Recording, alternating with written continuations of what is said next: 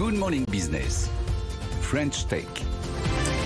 Et à 6h44, nous sommes donc avec Maya Noël, directrice générale de France Digital. Bonjour. Bonjour. Alors, on va quand même faire un petit point sur la santé de la French Tech au lendemain du premier tour. Je ne suis pas sûr que le contexte politique change quelque chose pour la French Tech. Peut-être un mot quand même.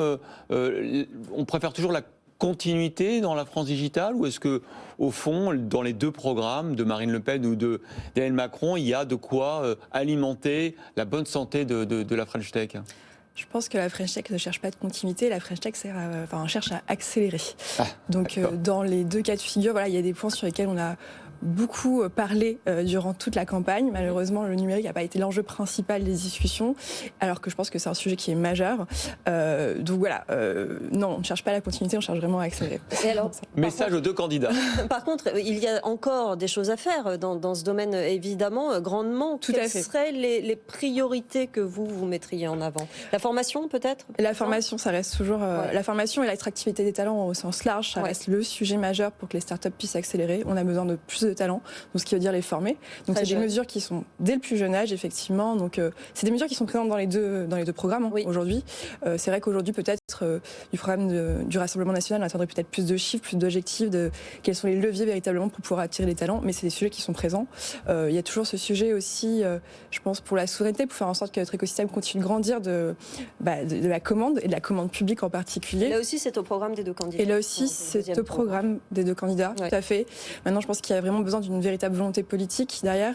Je pense que dans le programme d'Emmanuel Macron, on attend encore toujours plus d'ambition sur ce sujet-là. C'est un sujet qui est présent, tout le monde en est conscient, mais ça nécessite une véritable volonté politique parce que même si c'est pas possible à très court terme, il faut faire avancer les choses. Alors, au-delà du contexte politique, il y a évidemment le contexte international qui fait se poser des questions sur la capacité du système financier à continuer à investir dans les startups, dont la French Tech en particulier. On a les derniers chiffres du premier trimestre 2022 au niveau mondial, moins 13%. On voit qu'on marque le pas. Alors la France est un peu à l'écart, 4,8 milliards d'euros de levée de fonds au premier trimestre. Alors, c'est un record jamais vu. Bon, c'est peut-être parce qu'en janvier, on a fait des grosses levées de fonds, non ?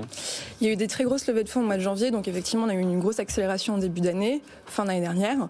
Maintenant, ce qui est important de savoir, c'est que les startups, c'est aussi des sociétés qui créent de l'emploi et qui font du chiffre d'affaires. C'est pas simplement des levées de fonds. Pas toujours, mais c'est vrai qu'après, je nie pas, on a besoin toujours d'avoir des fonds pour continuer à accélérer, continuer d'innover. C'est quand même tout l'enjeu et c'est pour ça qu'on a des startups. Vous avez des craintes là ? Il y a des levées de fonds qui sont plus compliquées à boucler aujourd'hui ? Alors, je pense qu'aujourd'hui, ce qu'on observe effectivement, c'est que ceux qui arrivent à lever, les premiers de la classe, continuent de lever. Et après, il y a peut-être certaines difficultés pour des boîtes qui souhaitent lever en série A, série B aujourd'hui. Mais les premiers continuent de lever, on continue d'innover et surtout on continue à créer de l'emploi et ce qu'on cherche c'est toujours plus de chiffre d'affaires. C'est pour ça ce que je vous disais, la commande publique c'est quelque chose qui est impératif pour nos startups et qu'on demande et donc c'est un point sur lequel on va être vigilant et qu'on va continuer de pousser auprès des deux candidats. Qu'est-ce qui va manquer pour égaler peut-être nos voisins plus performants, la Grande-Bretagne par exemple ? La question aujourd'hui, je ne pense pas qu'elle est d'égaler au niveau des investissements qui sont faits dans les startups. Je pense que ce qu'il faut comprendre, c'est que l'enjeu n'est pas dans le fait de lever. Les startups aujourd'hui peuvent être un super levier pour plein d'autres enjeux qui sont notamment la souveraineté, comme je le disais, mais aussi des enjeux qui sont de l'ordre environnemental. On ne demande pas forcément d'investir dans le numérique, mais faire en sorte d'investir pour que le numérique serve aussi de levier pour tous les autres sujets qu'on peut avoir. Voilà, je parle d'environnement, je parle aussi du social, notamment.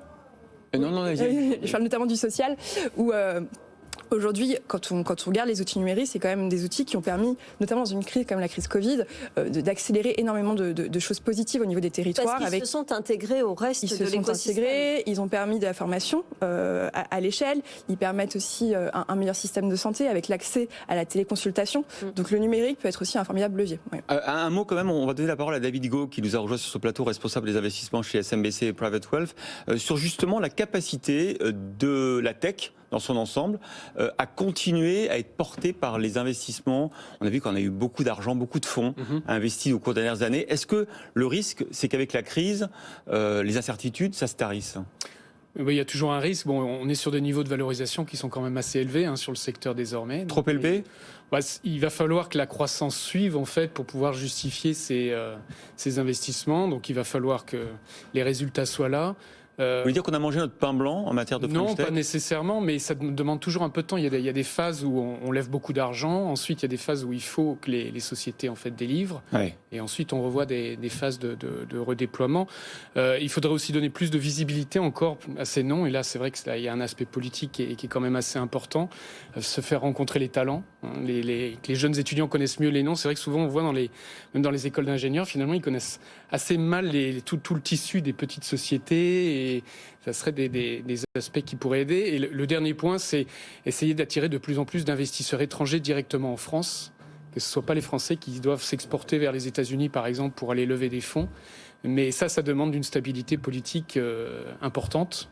Et donc, il faudrait que la France reste le plus stable possible pour que les investisseurs étrangers puissent venir rencontrer plus de sociétés. Eh ben, c'est un vrai débat que vous posez là, David Gault. Les marchés jouent-ils la stabilité? Ça mérite un débat. On va convier Nicolas Dose pour le faire. Merci beaucoup, Maya Noël, directrice générale de France Digital, d'avoir été avec nous ce matin.